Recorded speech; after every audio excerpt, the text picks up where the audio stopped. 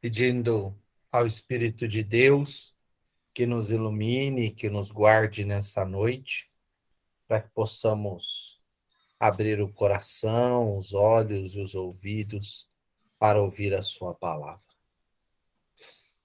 Números 24, verso 15. Então pronunciou o seu poema, disse Balaão: Oráculo de Balaão, filho de Beor, oráculo do homem de visão penetrante, oráculo daquele que ouve as palavras de Deus, daquele que conhece a ciência do Altíssimo. Ele vê aquilo que Shaddai faz ver,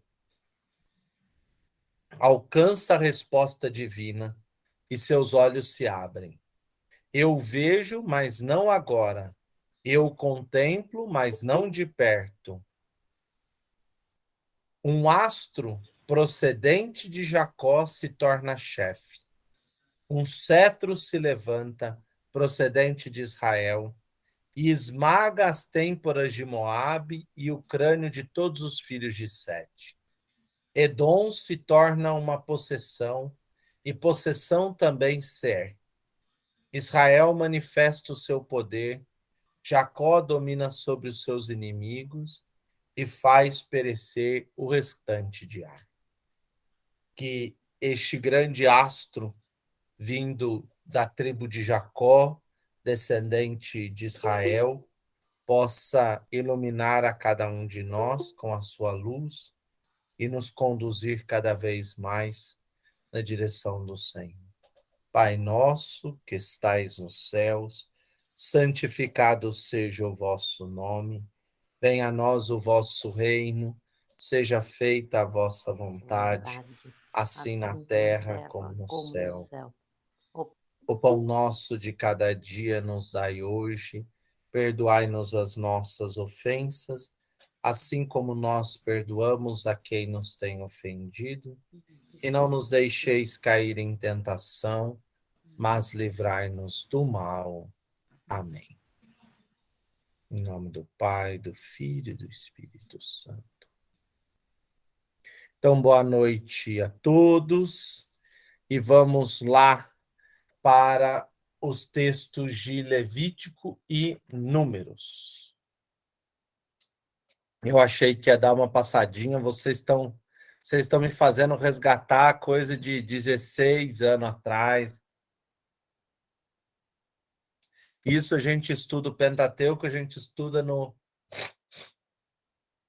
no primeiro semestre, no segundo semestre, ou seja, isso eu estudei em 2004. E acaba que muita coisa você não volta a ler, porque vai usando mais os textos que são necessários, né? Não usa o texto em si mais. Então voltei a ler umas coisas assim, nossa, fazia tempo que eu não vinha e gostei. Então pode ser que eu enrole de novo, mas vamos lá se a gente vai andar bem. Eu acredito que vocês já estão vendo a imagem, né? Tá tudo certinho, que eu estou acompanhando aqui pelo celular também. Então vamos lá. Então nós já vimos Gênesis e Êxodo. Agora esse encontro será sobre Levítico e Números. Levítico 27 capítulos, número 36 capítulos. Aí nós vamos dar umas características aí de cada um deles. Primeiro vamos entrar em Levítico. Então, Levítico é um texto técnico e normativo. Todo o conjunto do texto não tem relatos históricos, como tem Gênesis e como tem Êxodo e como vai ter Deuteronômio e Números. É um texto que, como vai dizer, é o texto dos filhos de Levi, Levítico. Levítico porque é o texto dos filhos de Levi. Não é, esse Levítico não tem a ver com leis, mas tem a ver com os levitas. Levitas são os filhos de Levi, filhos de Araão, que são os sacerdotes, né? Então, o conjunto do texto é todo um conjunto normativo, que vai dizer como deve ser o culto, o sacrifício, etc. E tal. Onde que esse povo está? Né? Este povo ainda está na beira do Sinai, que foi o que nós paramos a última aula. Eu tenho o mapa aqui, deixa eu achar o mapa.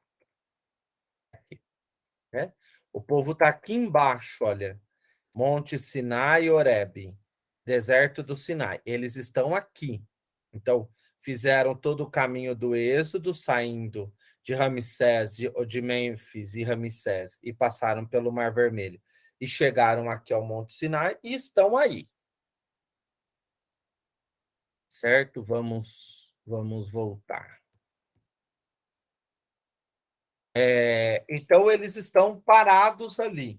Montou-se a tenda do encontro e o povo está cultuando a Deus. O povo vai ficar mais ou menos 2 anos ali, entre a saída do Egito e a chegada ao Sinai, dá 2 meses, e eles vão sair do Sinai depois de 2 anos que saíram do Egito.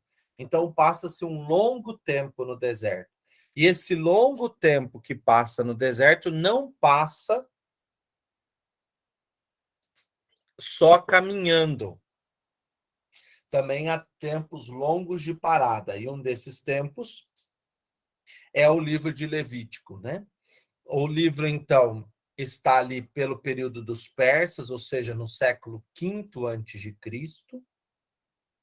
Entre sexto e quinto, não nos esqueçamos que é contado de trás para frente, né? Então, 400 e pouco aí, mais ou menos. O que destaque que tem? Moisés estará mais ou menos no século VII. Então, nós estamos aí há um tempo bastante longo de Moisés. Né? Tem um século VII, não, desculpa, quase século X. Então, tem bastante tempo aí da constituição do texto. O texto, então, é um texto do período elaborado pelos sacerdotes, está ali no período do pós-exílio, mais ou menos no exílio. E todo ele se dá na tenda do encontro. Essa tenda do encontro é interessante porque ela se torna como se fosse o lugar do encontro com Deus. Por isso que, às vezes, alguns relatos, alguns cantos, alguns santos vão dizer que Deus construiu a sua tenda entre nós. E por que que não é um santuário de pedra? Aqui tem uma questão bem interessante, né? Que depois vai ser discutido lá em Deuteronômio, livro de Reis vai ser discutido e tal. Não é um templo de pedra, porque é um Deus que caminha com o seu povo. E ele faz morada conforme o povo necessita da sua presença, né? Deus não precisa se fixar. É um povo que caminha. Essa ideia da tenda é uma ideia que se monta e desmonta. E aí essa tenda ela vai andando, né? Depois Deus se transformará numa coluna de fumaça, numa nuvem de fumaça. E é nessa tenda que todas as coisas acontecem, né? Os sacrifícios e tudo mais. Se querem conhecer um dia sacrifícios, leia Levítico. Eu vou ler um trechinho aí do Levítico 1, só para vocês verem assim a quantidade de descrições que tem sobre essa questão sacrificial. Né? O livro pode ser dividido em 5 partes. Primeiro, a Torá dos sacrifícios, ou seja, o conjunto das regras sacrificiais, do capítulo 1 ao capítulo 7. Todas as regras sacrificiais estão aí. Depois, de 8 a 10, a instituição do sacerdócio levítico, né? E o culto no santuário. De 11 a 16, a questão da pureza nas assembleias, então, aquela discussão que depois vai aparecer nos evangelhos entre puros e impuros, está aí desses capítulos de 11 a 16. Do 17 ao 26, é o chamado Código de Santidade. Então, quais são as regras e as leis para que se ande em santidade? E depois, um final dele que vai falar sobre o valor pecuniário, quer dizer assim, se você quer fazer uma oferta pela pessoa, um voto a Deus por uma pessoa, você o faz, tem um valor que se deve ter a isso, né? Das pessoas consagradas a Deus, dos objetos consagrados. Então, é um livro de leis. Então, o conjunto todo podia ser dividido em dois corpos: um corpo de lei e um corpo de santidade. Conjunto dos versos de 1 a 16 e 17 a 26. E o texto não é um texto único. Então, ele não foi composto numa unicidade, o texto. O texto foi composto em duas partes. Então, existe um conjunto de leis e existe o chamado Código da Santidade. De alguma forma, entre o século V e o século VI, ou entre o século VI e o século V, estes textos se juntaram e formaram um único texto, chamado de Levítico. E por que, que ele é chamado de Levítico, padre? Porque ele é usado para formar os levitas, ou seja, os sacerdotes. É mais ou menos se nós tivéssemos um livro específico para formar os padres, que com aquele livro você faria toda a formação dos padres. É a mesma coisa do livro de Levítico. Então, o livro de Levítico é para formar os filhos de Levi, os filhos de Araão, que é um texto é, propedêutico de ensino, de doutrina, para dizer exatamente como deve ser feito, de que forma deve ser feito, como deve ser construído isso, ou aquilo outro. Tem todos esses detalhes dos quais Jesus vai criticar depois dentro dos evangelhos, né? Principalmente a excessiva quantidade de leis. Vocês podiam perguntar assim, padre, para que existe um texto desse, então? Ora, ele existe para formar os levitas, e para nós que não somos, não constituímos o sacerdócio judaico, este texto tem relatos primorosos. Por exemplo, o texto do amor ao próximo está em Levítico.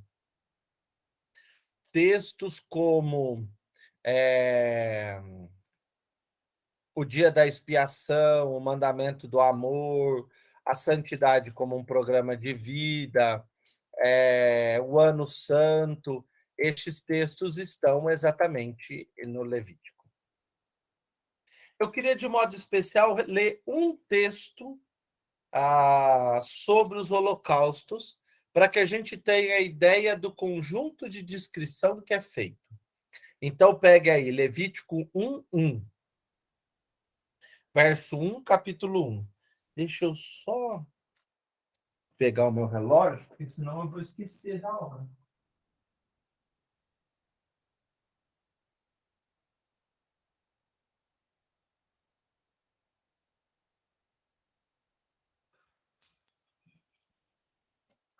Então vamos lá, Levítico 1:1. O Senhor falou a Moisés e da tenda da reunião falou-lhe dizendo: Fala aos filhos de Israel, tu lhe dirás: quando um de vós apresentar uma oferenda ao Senhor, podereis fazer essa oferenda com um animal grande ou pequeno. Se a sua oferenda consistir num holocausto de animal grande, oferecerá um macho sem defeito, oferecê-lo-á à entrada da tenda da reunião, para que seja aceito perante o Senhor. Então, o sacrifício não era feito dentro da tenda, era feito na entrada da tenda. Porá a mão sobre a cabeça da vítima, e esta será aceita para que se faça por ele o rito de expiação. Então, o holocausto é um rito de expiação. O animal vai pagar por aquilo que você deveria pagar, né, pelo seu pecado. Em seguida, imolará um novilho diante do Senhor, e os filhos de Araão, os sacerdotes, oferecerão o sangue. Eles o derramarão ao redor sobre o altar, que se encontra à entrada da tenda da reunião. Então, o altar está na entrada da tenda. Em seguida, esfolará a vítima e dividirá em quartos. E os filhos de Araão, os sacerdotes, porão fogo sobre o altar e colocarão a lenha em ordem sobre o fogo. Depois os filhos de Araão, os sacerdotes, colocarão os quartos, a cabeça, aí a gordura em cima da lenha que está sobre o fogo do altar. O homem lavará com água as entranhas e as patas, e o sacerdote queimará tudo sobre o altar. Este holocausto será uma oferta queimada de agradável odor ao Senhor. Deixa eu só mostrar para vocês um desenho ilustrativo que eu devia ter posto, mas esqueci de pôr, de como deve ser, como se mata o animal. Vamos ver se vai dar para ver. Acho que vai dar para ver.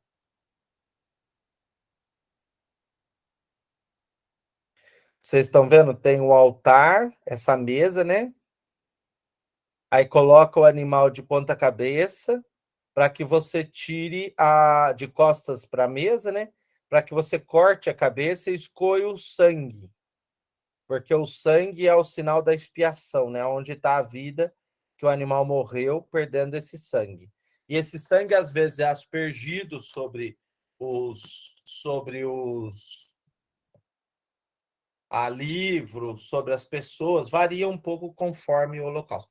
Eu podia continuar lendo, mas é muito. A descrição é mais ou menos parecida. Então, vocês veem que o texto vai descrevendo o que deve ser feito. É como se fosse um conjunto de receita que vai contando um pouco como deve ser. Então, tem o sacrifício de animais grandes, de animais pequenos, cordeiros ou cabritos, e de aves, que podem ser rola ou pombinho. Lembre que Nossa Senhora apresentou um par de rolas e dois pombinhos para o sacrifício de purificação. E aqui vai ter esse sacrifício de purificação também. Agora eu queria que vocês abrissem em Levítico 11, 44. Deixa eu achar aqui. 11, 44.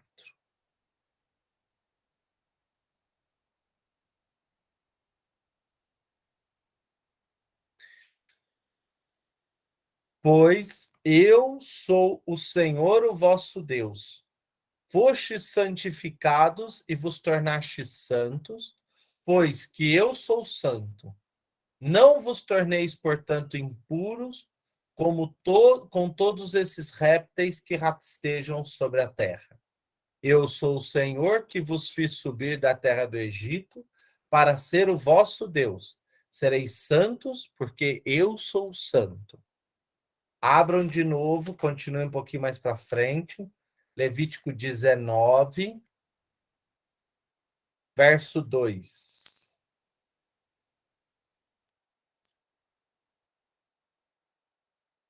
O Senhor falou a Moisés e disse: Fala a toda a comunidade dos filhos de Israel. Tu lhe dirás: Sede santo, porque eu, o Senhor vosso Deus, sou santo. Cada um vos respeitará sua mãe e seu pai. Guardai os meus sábados, eu sou o Senhor vosso Deus. Então, nós vamos encontrar essa prescrição de santidade em Lucas. Lucas e também em Mateus, por mais que vai dizer ser de perfeitos, como o vosso Pai Celeste é perfeito, Jesus vai dizer sede santos como o vosso Pai Celeste é santo. Então, essa insistência pela busca da santidade. Né? Um outro texto interessante, nós não vamos lê-lo, mas é mais para vocês saberem. A festa do Yom Kippur é uma festa famosa entre os judeus, né? E geral, esse grande dia de expiação é como se fosse é, é como se fosse um grande dia de pedido de perdão. Se vai entrar com o melhor que se tem e com o melhor das roupas, o melhor de tudo o que se tem para fazer essa expiação por tudo aquilo que todos os pecados cometidos. No 7º mês do 10º dia do mês, jejuareis e não fareis trabalho algum, tanto cidadão como estrangeiro que habita entre vós, porque nesse dia se fará o rito de expiação, para vos purificar. Ficareis puros de todos os pecados diante do Senhor. Será para vós um repouso sabático e jejuareis. É uma lei perpétua. Já mostrando a importância dessa busca do perdão, né? Da expiação dos pecados. Aí, outro que muitas vezes as pessoas têm curiosidade de saber está aí, Levítico 19, verso 18. Né? Nós falamos muito desse texto. Não te vingarás e não guardarás rancor contra os filhos do teu povo. Amarás o teu próximo como a ti mesmo. Eu sou o Senhor. Então, o projeto do amor ao próximo não é um projeto de Jesus. Por isso que ele não veio para extinguir as leis e os profetas, mas ele veio sim para dar pleno cumprimento à lei e os profetas. Então ele vai ensinar quem são e quem é esse próximo. Texto de Lucas 10, eu acho, né? O texto do Bom Samaritano. Não me lembro se é realmente o relato é 10, mas é o texto do Bom Samaritano. E quando Jesus dirás, amarás o teu próximo como a ti mesmo, é esse texto. Mas, padre, ele não está falando amarás o Senhor teu Deus de todo o teu coração, de toda a tua alma e com todo o teu entendimento, e o próximo como a ti mesmo? Então, quando estudarmos Deuteronômio, vocês ouvirão amarás o Senhor teu Deus de todo o teu coração, com toda a tua alma e com todo o teu entendimento. Aqui é só a segunda parte. Amarás o teu próximo como a ti mesmo. Jesus soma estes dois textos para colocar uma prescrição só. Agora, todo esse conjunto está nas prescrições morais, né? Se pegarem aí o 18, por exemplo, vai dizer todas as prescrições sexuais que não se pode, a nudez de um, a nudez de outro, que não se pode ver, não se descobre a nudez assim ou assim. Então, é um conjunto de normas, mas esse texto de Levítico é importante. E o 25, que já está no final do texto, é um texto bastante importante, porque é chamado texto do Ano Santo. Nós não temos muito ideia da importância que esse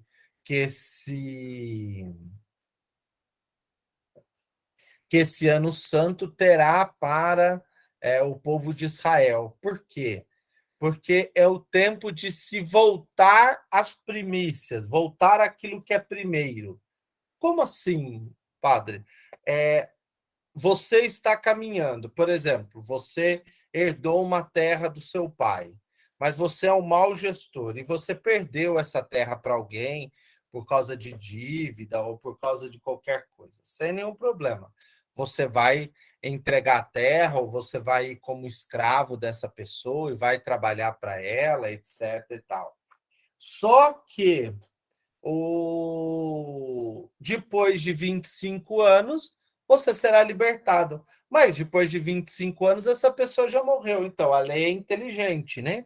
Ou seja, aquele que não foi um bom administrador já passou. Terá uma outra geração que vai reassumir a terra e fazê-la produzir.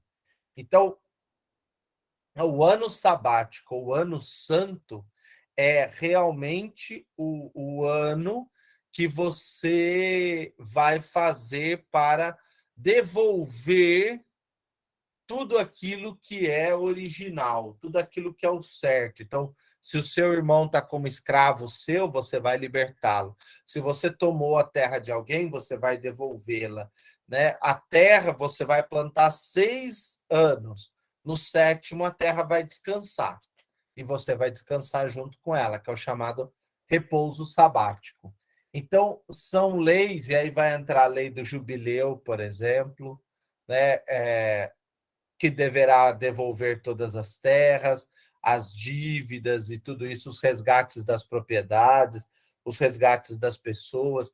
Então, este texto de Levítico 25 é muito interessante para entender como o projeto que Deus institui não é esse modelo que nós vemos aí capitalista, só de busca de lucro, lucro, lucro, lucro. O projeto é um projeto para que todos possam ter vida. E se você errou, você vai ser castigado por um tempo.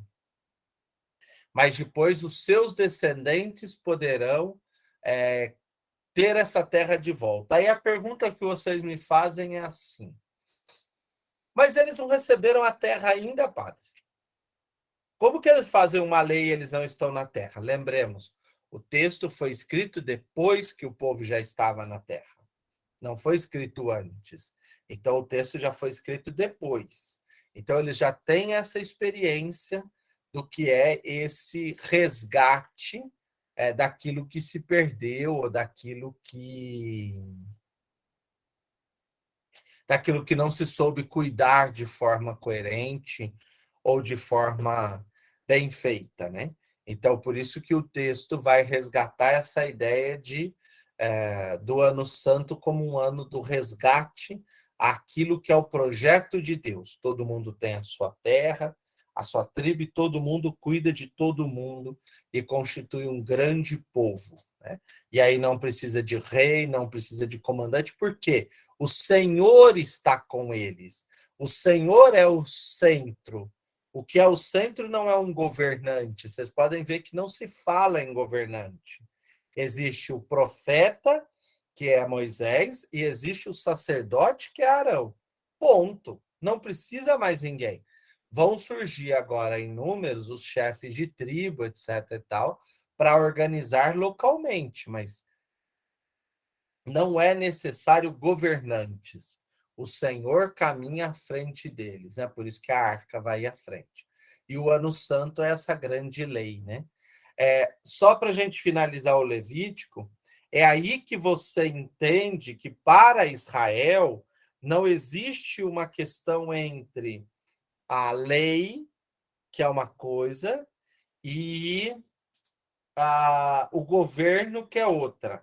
A palavra de Deus, que é uma coisa, e o governo estadual, federal, que é outra. Não, as duas coisas estão, não é misturadas, elas estão num único processo. Então, a forma de organizar o povo se baseia naquilo que o Senhor ensinou, não se baseia numa outra regra política imperialista, republicana, democrata, parararara. É a própria lei que está entranhada na vida das pessoas, porque é a palavra de Deus. E essa palavra vai trazer realmente aquilo que vai ser o melhor. E o texto traz no verso 26, né? No capítulo 26, dois textos bastante interessantes, né? O primeiro diz assim, 26:3: Se vos conduzires segundo os meus estatutos, se guardardes meus mandamentos e o praticardes, então vos darei as chuvas do tempo devido, a terra produzirá os seus produtos, a árvore do campo seus frutos, e a debulha se estenderá até a vidima, e esta até a semeadura. Então comereis o vosso pão até vos fartardes, e habitareis com segurança na vossa terra. Ou seja, se ouvirdes o Senhor, sereis abençoados. 26:14. Mas se não me ouvirdes e não praticardes todos estes mandamentos e rejeitardes os meus estatutos, desprezardes as minhas normas e quebrardes a minha aliança, deixando de praticar todos os meus mandamentos, então eu farei o mesmo contra vós. Ou seja, um Deus altamente vingativo. Porei sobre vós o meu terror, o definhamento e a febre que consomem os olhos e esgotam a vida. Ou seja, a diferença entre a bênção e a maldição. Aqui nós temos clara e distintamente, no livro de Levítico, aquilo que futuramente nós vamos falar melhor, que é a questão da retribuição. Se você é bom, Deus te abençoa. Se você é mau, Deus te amaldiçoa. Os protestantes, principalmente, gostam muito de realçar essa parte, né? Os protestantes aí wesleyanianos e tal, eles têm muito essa ideia da retribuição, né? Calvino tem muito disso, de dizer, olha, se você é bom, é porque, se você está tendo coisas boas e bênçãos, é porque você fez coisas boas para Deus. Se você não fez, é porque, se você está tendo doença, maldição, é porque você fez coisas erradas e Deus está te amaldiçoando. Isso vai ser derrubado a partir do livro de Jó, né? Quando os discípulos perguntam para Jesus, Senhor, quem pecou para que ele nascesse cego? Ele mesmo ou seus pais? E Jesus vai dizer, nem ele, nem seus pais. Ali ele é cego para se manifestar nele a glória de Deus. Então, a doença não é castigo, não é maldição. A doença é consequência do sofrimento da humanidade, da sujeição da humanidade, é próprio da nossa existência, da nossa fraqueza. E isso não é porque eu fui ruim ou eu fui bom. Ruim ou bom é porque eu volto o meu coração para o Senhor. Eu decido ver nele essa graça de Deus. Então vai ter toda uma mudança aí do Levítico. Agora vamos para Números. Números. Levítico põe-se em retirada e abre-se o livro de Números. O livro de Números é chamado livro de Números exatamente porque a Septuaginta, né, a Bíblia dos 70, como vocês já estão craques, chamava esse livro de Aritmoi, que traduzido para o latim é numeri, números. Possivelmente o título se refere mesmo à questão numérica. Por quê? Porque várias vezes no texto vai se falar da questão numérica, né? O recenseamento do povo, a quantidade das oferendas, o tempo do serviço dos levitas, os dias para purificação, o número dos animais para o sacrifício, e tudo isso vai ter um número excessivo de números, de expressões numéricas no texto. Em hebraico, o texto chama Bemidabar,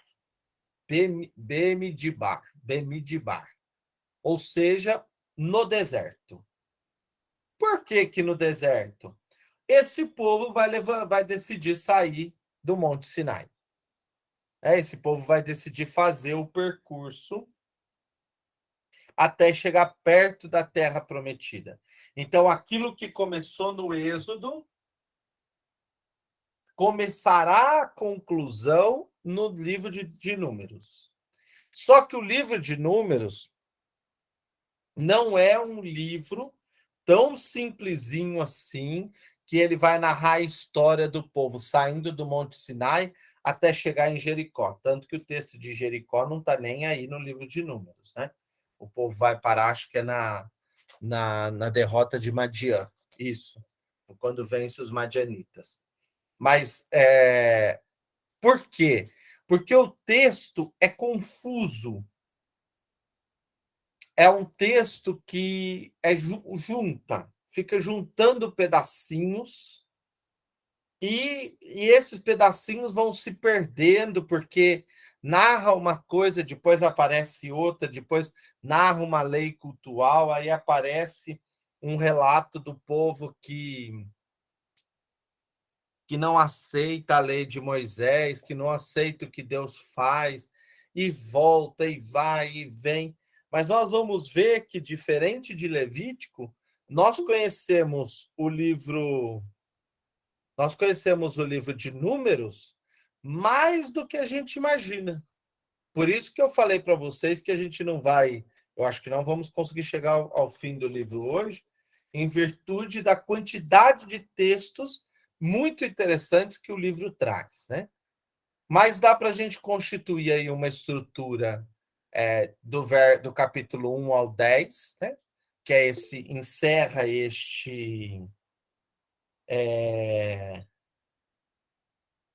encerra essa questão do Monte Sinai, para sair em travessia ao deserto para chegar até a Terra Prometida. Aí vai ter a travessia do deserto e a condenação de Moisés no verso 20 de Araão. O povo nega a entrada na Terra Prometida e vai dar outra volta. E depois a preparação da conquista aí com a segunda geração de Israel. Vamos lá. Primeira parte do texto, que vai do capítulo 1 até o capítulo 10º, né? Esse povo, então, precisa sair para fazer o caminho. O que primeiro eles vão fazer? Contar quantas pessoas são. E é interessante porque essa conta tem uma separação que pode levar a dizer que quem escreveu o livro foram os levitas, os sacerdotes. Por quê? Porque o livro dá um destaque aos levitas. Os levitas vão ter um recenseamento separado, vão ter uma consagração separada, vão ter um culto separado. Então, eles passam a ser estes consagrados ao Senhor. Então, possivelmente, a história é contada por eles. Mas começa tudo isso organizando esse povo. Elege um representante de cada tribo. Então, vai lá, de Ruben vai ser Elisur, de Simeão vai ser Salamiel, de Judá vai ser Naasson, de Isacar vai ser Natanael, e assim vai constituindo. É interessante, o livro de Números, nós vamos falar bastante disso, né? Eles sempre voltam no filho de Jacó e no atual com o seu descendente. Então, é assim. Vamos ver se vocês entendem.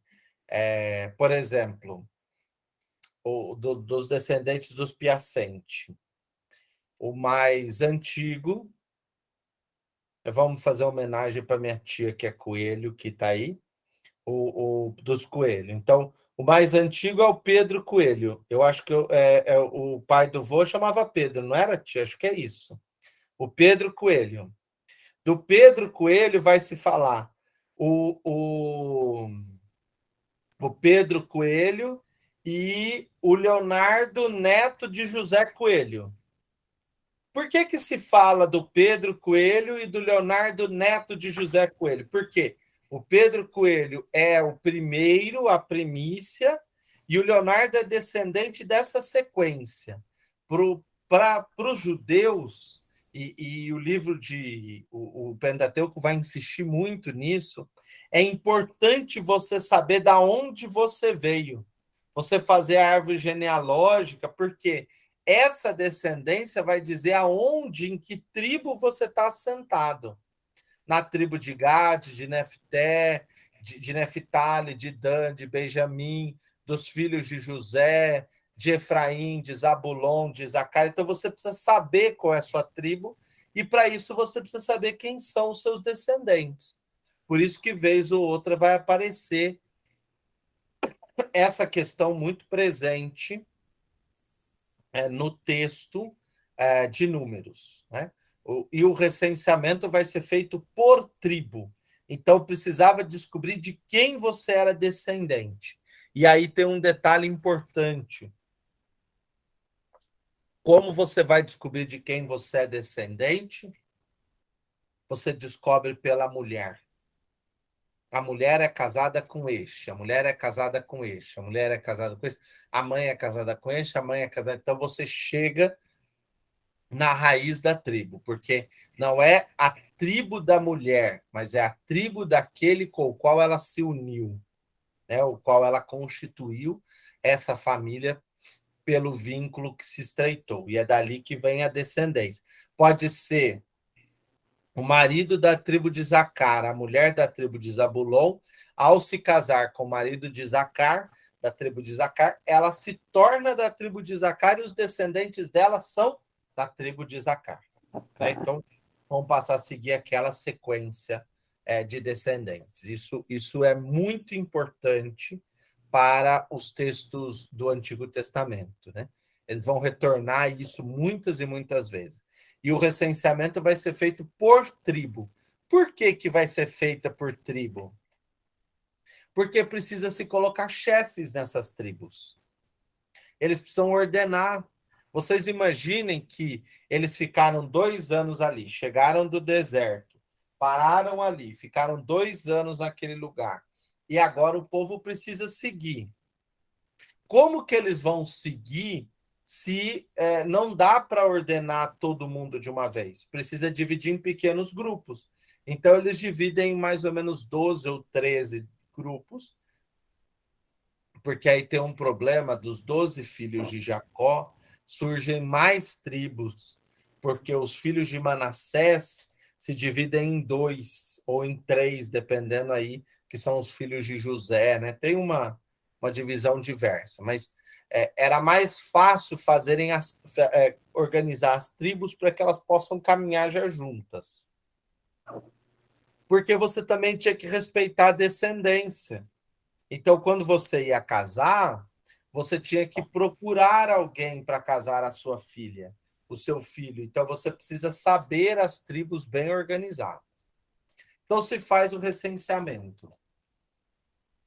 Depois do recenseamento e da consagração, né, dos levitas, etc. e tal, tem um texto interessante, que nós não vamos lê-lo, mas só para relatar, o texto, o número 5, que é o texto que vai falar sobre os impuros.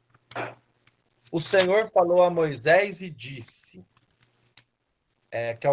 que é o capítulo 5, verso 1. Ordena aos filhos de Israel que excluam do acampamento todo leproso, todas as pessoas enfermas de corrimento e todo aquele que se tornou impuro devido ao contato com o morto. Homem ou mulher os afastareis e os colocareis fora do acampamento. Assim, os filhos de Israel não contaminarão o seu acampamento no qual eu habito no meio deles. Então, já dá para entender que a expulsão dos impuros é por um gesto de limpeza e não por um gesto de exclusão simplesmente. Então, os leprosos, porque contaminavam os outros. Os que têm corrimento, porque tem sangue, né? Corrimento aí são todas as mulheres que têm um sangue circulando, né? E esse sangue gera impureza, porque se você tem um sangue que escorre, você não tem vida. Né? E todo aquele que teve contato com o morto, porque o morto apodrece, ninguém sabia como o morto apodrecia. Então, ao ter contato com o morto, ao segurar o morto, etc. e tal, você se torna impuro. E aí você precisa fazer depois as leis de purificação.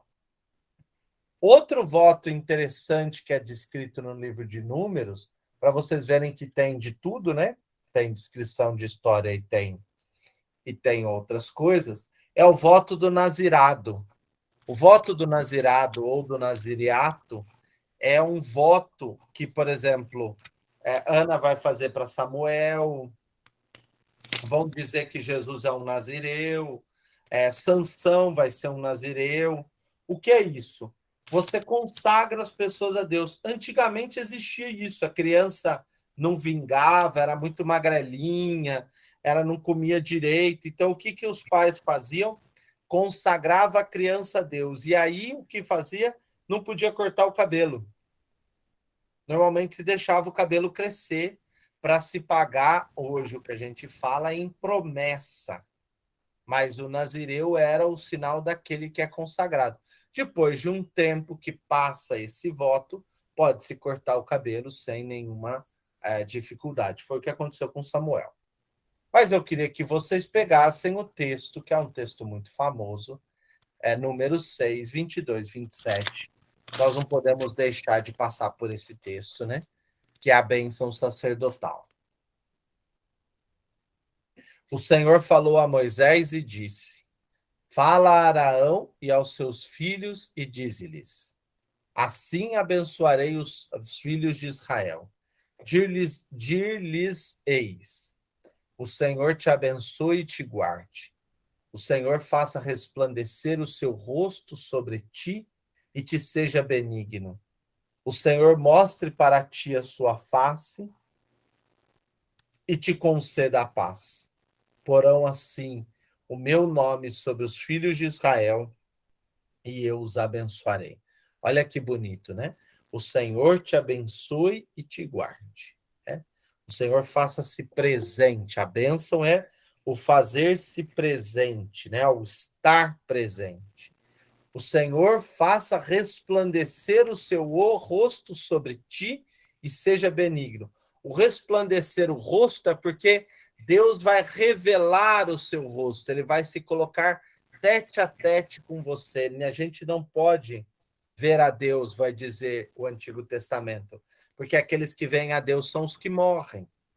Então, Deus se colocará na sua frente. A bênção de Deus é o próprio Deus que se põe à sua frente e resplandece o seu rosto com o rosto dele, né? E ele é bondoso para contigo.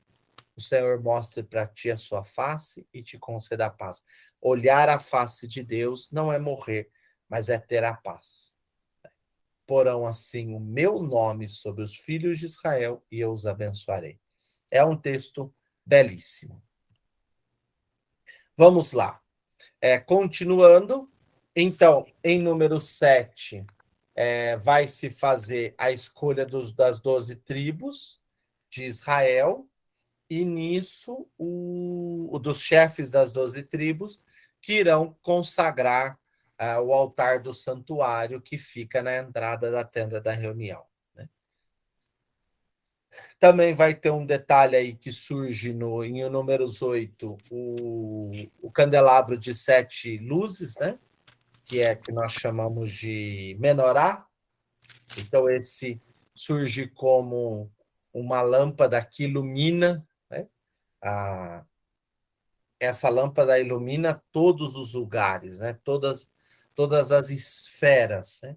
E o 7, porque em 7 dias Deus fez o mundo e descansou. Né?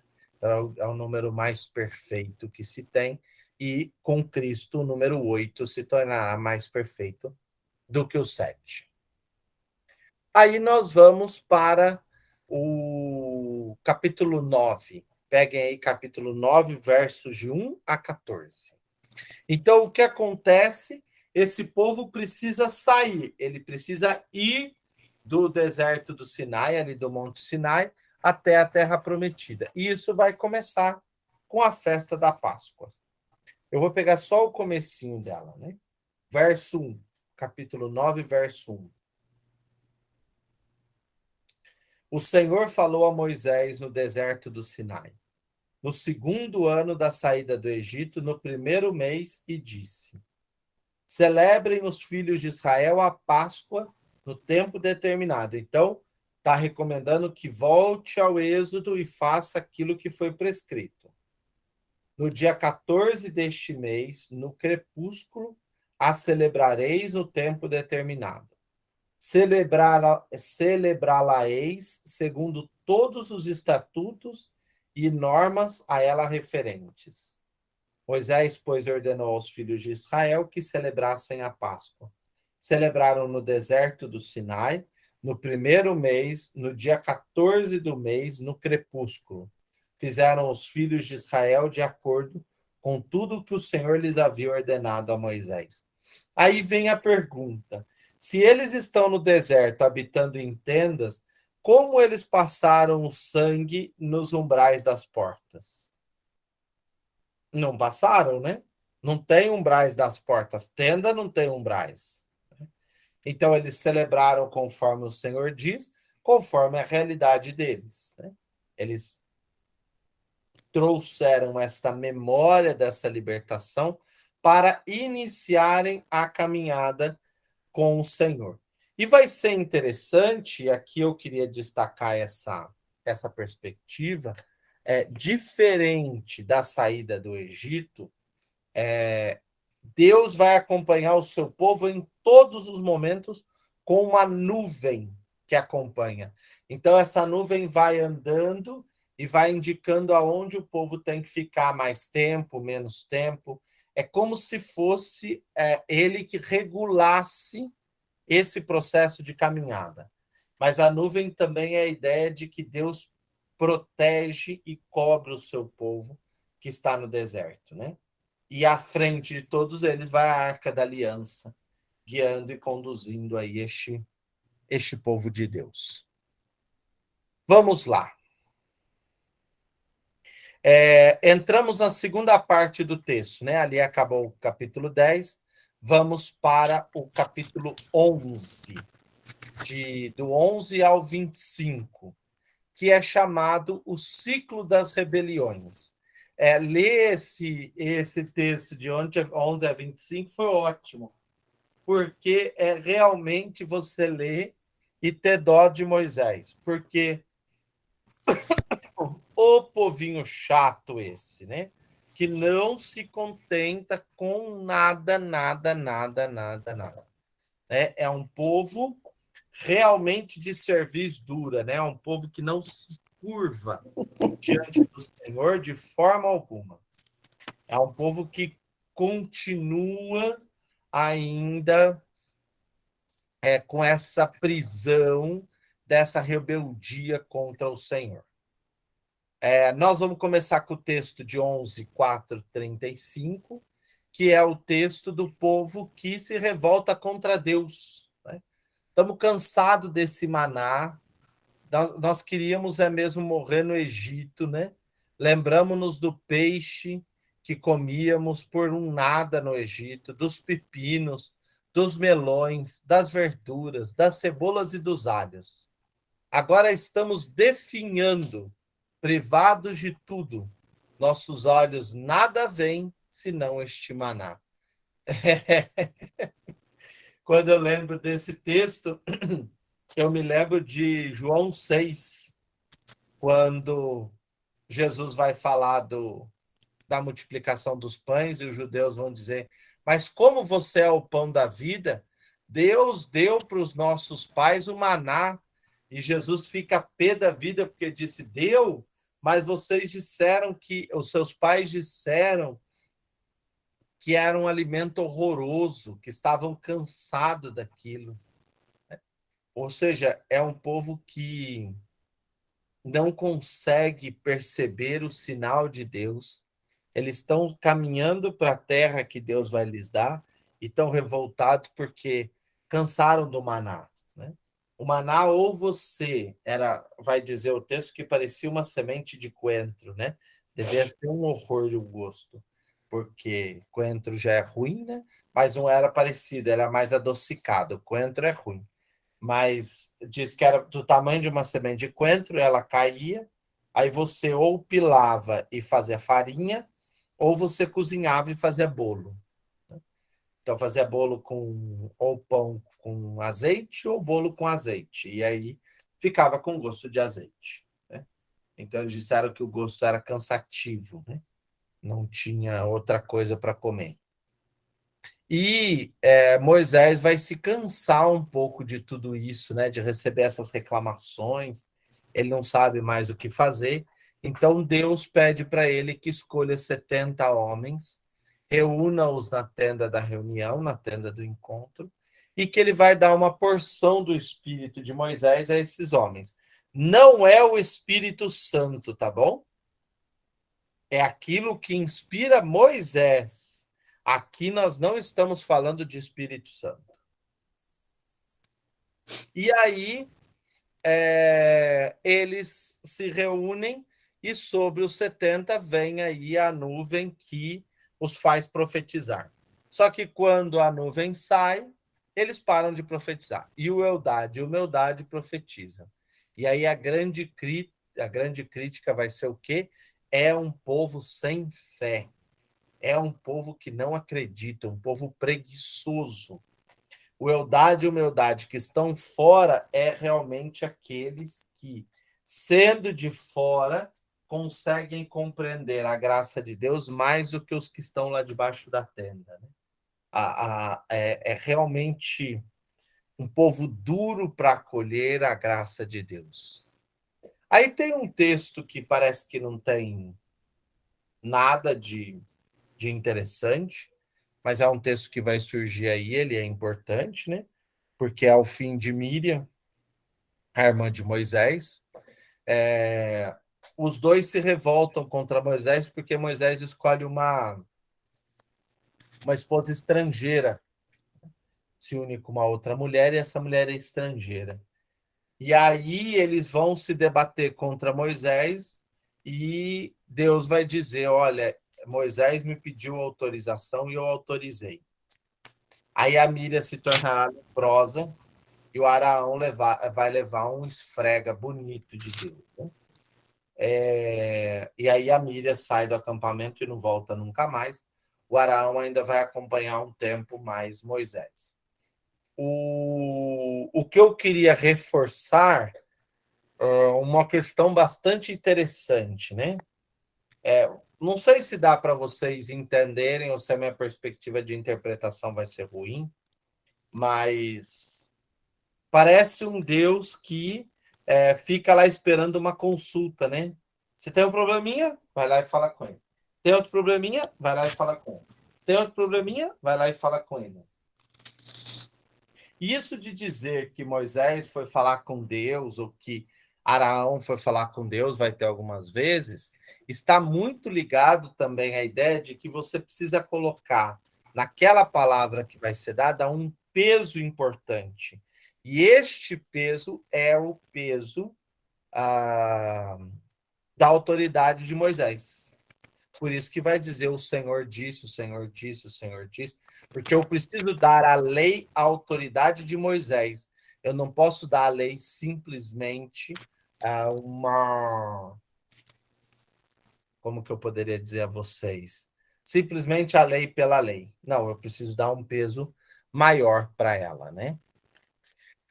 Vamos parar nesse 13, 14. Eu só vou falar um pouquinho dele e depois vocês vão ter uma lição para casa hoje. 13 e 14 é importante.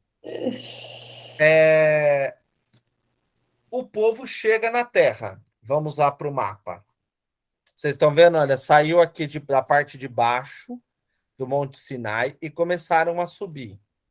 Começaram a subir, a subir, a subir, a subir. Esse povo está onde? Esse povo está aqui por volta, quer ver? Enviarei deserto de Farã. O deserto de Farã não está aí. O deserto de Para. Meriba está um pouquinho mais para frente.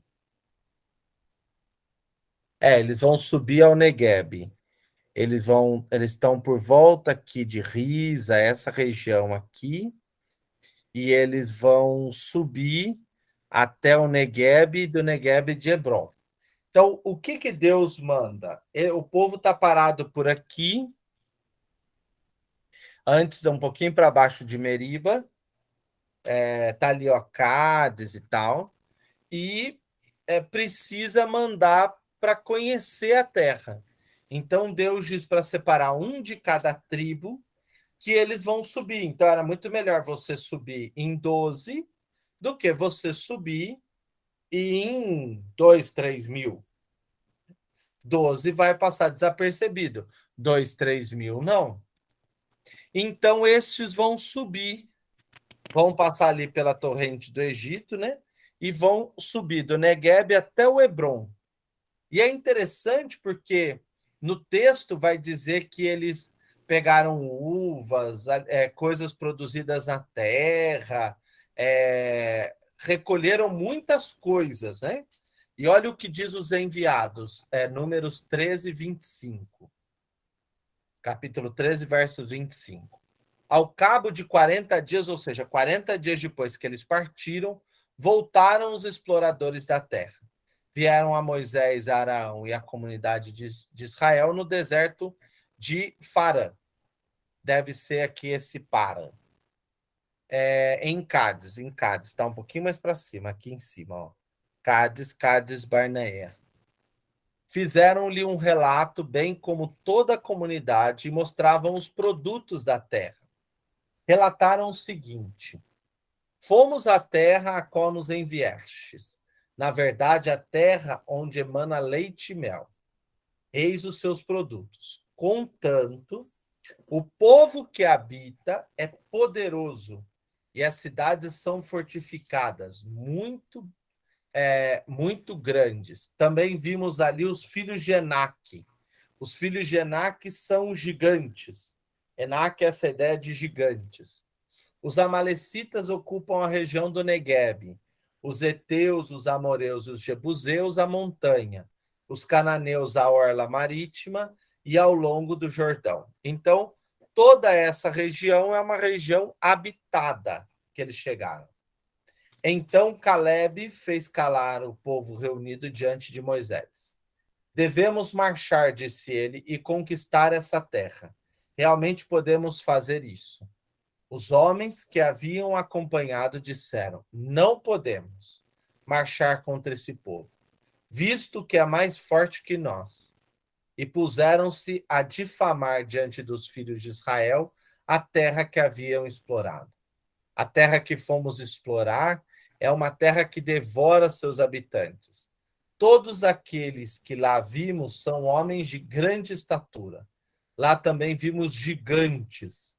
Tínhamos a impressão de sermos gafanhotos diante deles e assim também lhe parecíamos. Aí, o que vai acontecer com tudo isso? O povo vai se revoltar. O povo começa a dizer por que Deus nos tirou daqui, por que vai nos fazer morrer nesse deserto, nós não vamos conseguir entrar nessa terra e tal. Toda a comunidade falava em apedrejar Moisés e Araão. Quando a glória do Senhor apareceu na tenda de Israel, diante de todos os filhos, e o Senhor disse a Moisés: até quando este povo me desprezará? Até quando recusará em crer em mim? Apesar dos sinais que fiz no meio deles, vou feri-los com pestilência e os deserdarei. De ti, contudo, farei uma nação maior e mais poderosa.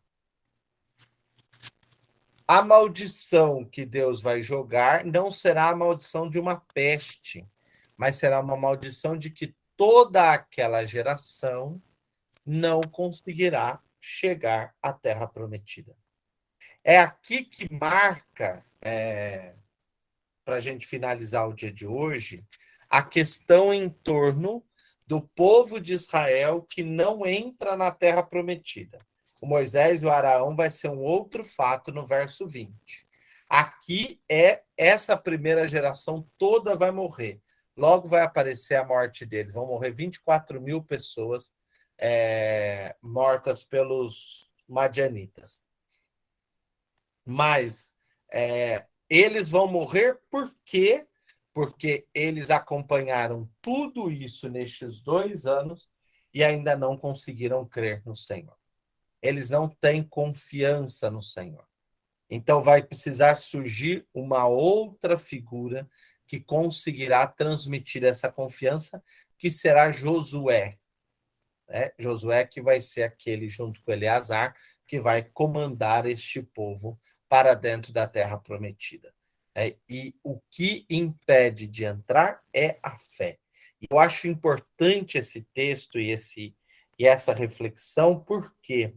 Porque nós temos muito costume de dizer Deus que não me dá, é porque Deus não quer, é porque isso, e a gente esquece que eu tenho feito, eu tenho buscado, eu tenho encontrado, eu tenho trabalhado, eu tenho confiança, eu tenho fé, eu tenho esperança que eu vou conseguir.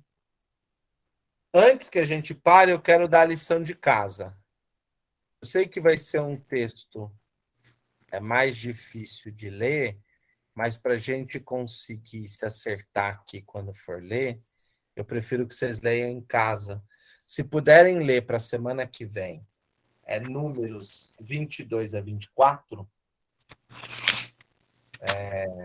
que é o relato do Balaão. O relato do Balaão eu vou querer trabalhar com vocês porque é um texto importante para que nós possamos entender essa referência entre o Antigo e o Novo Testamento. E o texto precisa ser lido porque eu vou ter que explicá-lo. Para ler vai levar muito tempo, né? O Balaão é um sacerdote que não é um sacerdote de um profeta de Israel, ele é um profeta de fora, e ele vai fazer, então, uma fala, e Deus vai falar através de Balaão, através da jumenta do Balaão. Então, o texto é Números 22 até o 24. São 3 capítulos. Vamos lá. Deixa eu ver se tem aqui alguma coisinha. Questão de orar pelo perdão dos nossos antepassados para as nossas provações. Não entendi, Cris, isso.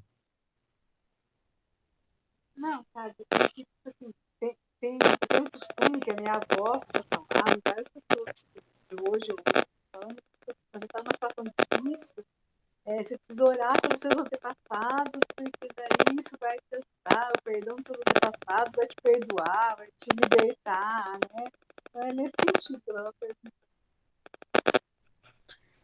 Essa coisa ligada aos antepassados está ligado muito à ideia de uma maldição que vem se seguindo, ou de uma questão em torno disso. Tem um texto que Jesus vai tratar disso no Novo Testamento. Eu preciso procurar um pouco melhor, mas bem parecido com aquele que vai dizer que o que torna o homem impuro não é o que entra dele, mas é sim o que sai, né? As maledicências, assassínios, etc. e tal. Mas essa ideia da maldição, ela não é uma ideia como o Levítico vai defender. Depois nós vamos ver que o Sabedoria vai tirar isso fora, de que essa maldição vai acompanhar todas as gerações que serão malditas. Tanto que um leproso se sarasse, ele podia voltar. Então, como que essa maldição foi vencida? Ou alguém que recuperasse podia voltar. Então, vai se ter uma abertura para uma outra experiência, que é uma experiência de Deus. Eu me lembro de alguém me dizendo que o que Jesus ensina é que vencer a maldição se vence pela bênção de Deus, a confiança na bênção e na fé que vem desse Deus, e não nessas correntes de que meu pai foi assim, eu vou ser assim. O que se tem hoje um pouco de clareza é que, por causa da convivência, um pai alcoólatra muitas vezes tem um filho alcoólatra. Mas isso não é só por uma maldição que segue a família, porque esse morreu assim, aquele vai ter que morrer assim. Não, isso muitas vezes é porque entra aí uma sequência de fatos até psicológicos ou psiquiátricos que interferem. Mas não precisa, muitas vezes você vê famílias que os pais são totalmente destruídos, porque nunca conseguiram viver bem, e os filhos têm casamentos ótimos. Então, entra hoje numa outra dinâmica. Mais alguma pergunta? Não. O povo hoje está todo comportadinho. Então tá. Semana que vem nós acabamos Números e começamos Deuteronômio. Não deixem de ler o texto. Não se assustem que Deus fala através da jumenta, tá? É muito bonitinho o texto de Deus falando pela jumenta. Eu acho que é uma dos textos mais bonitos. Quando a gente fica estudando padres da igreja, a gente se perde com essas coisas, porque os padres da igreja vão ver ali a personificação da Virgem Maria. Depois eu vou falar um pouquinho desse texto para vocês, porque é um texto que eu acho que é muito caro, muito bonito, e que nós perdemos. Até o século IV, todos os túmulos cristãos tinham Balaão, a mula e a estrela. Todos os túmulos tinham. Para vocês verem a importância desse relato para os cristãos antigos, porque era realmente uma presença daquele que seria o astro que viria nos iluminar, que vai dizer Zacarias na profecia quando ele deixa de ficar mudo. Mas aí a gente faz a relação. Pedir a Deus que abençoe a todos. O Senhor esteja convosco. Ele Está no meio de nós. abençoe-vos o Deus Todo-Poderoso, Pai, Pai, Filho Filho e e Espírito Espírito Santo. Santo. Amém. Amém. Como várias pessoas estão pedindo, eu depois vou pedir para o Leonardo, vocês verem no grupo vários posts de caminhos, links do YouTube. Tem pessoas que acham difícil achar direto no YouTube da paróquia, então eu vou colocar os links das aulas lá no grupo, porque assim quem quiser pode acessar mais fácil, tá bom? Ok, obrigada. Passaram que ficaram gravadas. Fiquem com Deus, Deus abençoe e boa noite. Boa noite. Obrigada. Boa Noite. noite. A todos. Obrigada. Boa noite.